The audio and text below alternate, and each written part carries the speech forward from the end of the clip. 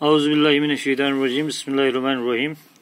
टाटो बच्चों अजुक topic water chapter पोर्मुत आज एक्सरसाइज पार्ट यह class 6th chapter number 14 subject science.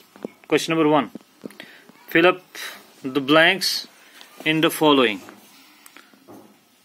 Number 1, the process of changing of water into vapour is called.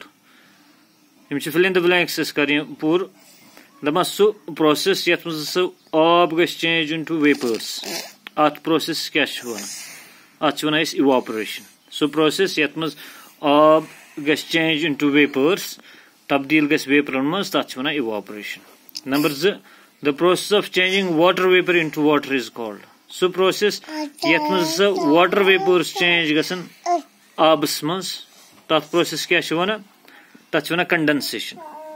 यानी condensation गई सह प्रोसेस यथ मज वाटर वेपर्स गसन चेंज इनटू वाटर, तथ condensation. Number 3, no rainfall for a year or more may lead to dash in the reason.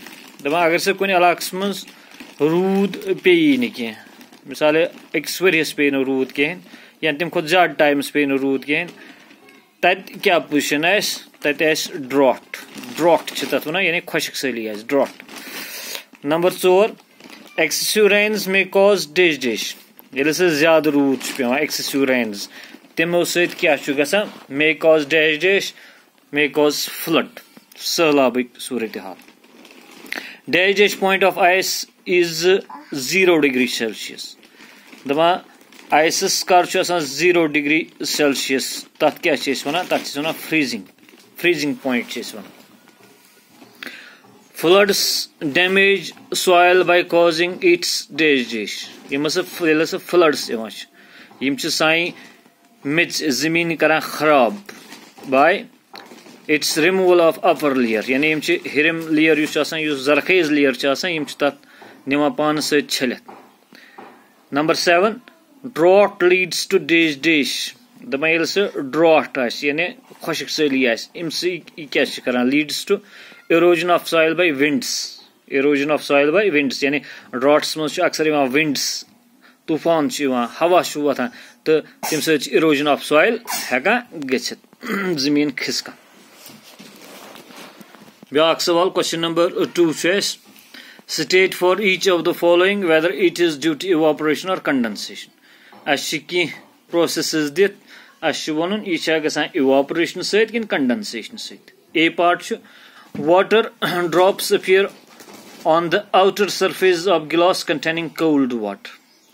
ये गिलास मज थो आब, cold water सर्द आब थो, निबर किन अत water drops यानी निबर किन अर्ख हूँ अत आमुत अत गिलास, तथ प्रोसेस क्या वन तथ one condensation.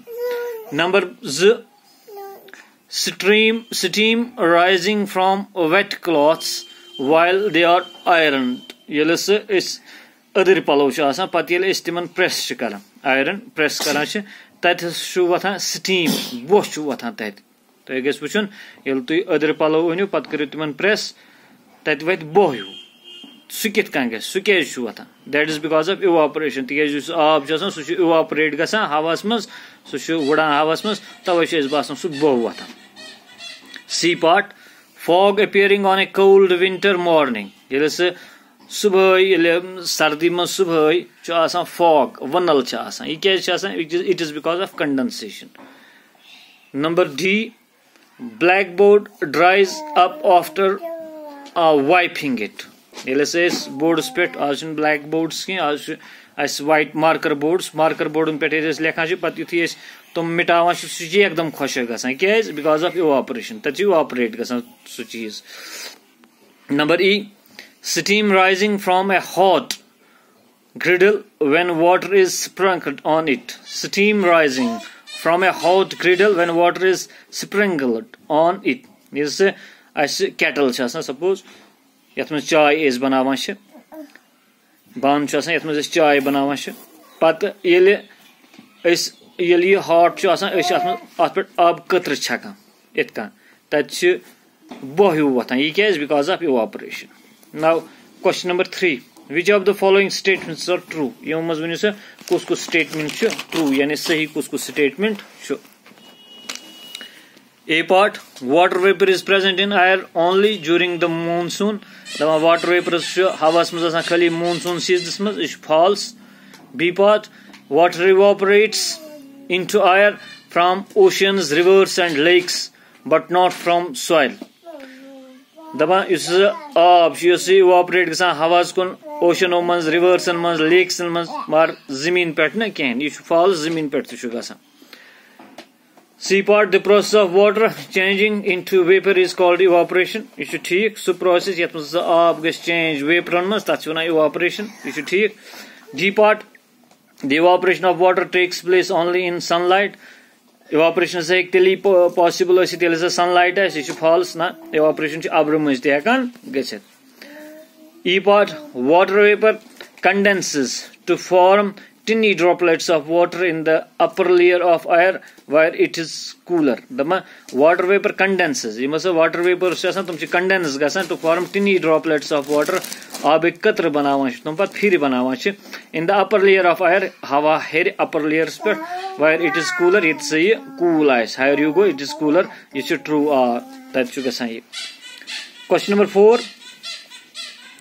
Suppose you want to dry your school uniform quickly. Would spreading it near an angity or a heater help? If yes, how? The pana uniform chelu pachu tu suboh to school be gasun tu dama igas jaldi khoshe gasin to tu thai ye angity broken ya heaters broken to agar thoyu kais thoyu evenu sa angity gai ye dan hu chasan.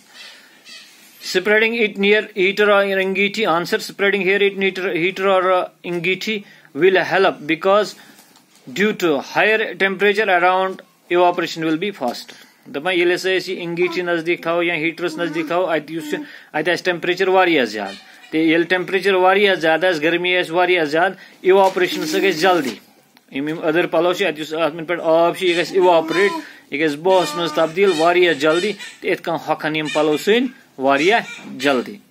आज गई युत इंशाल्लाह सुबह question number 5. आज गई question number 4 तम सुबह question number 5 बाकी वसूल.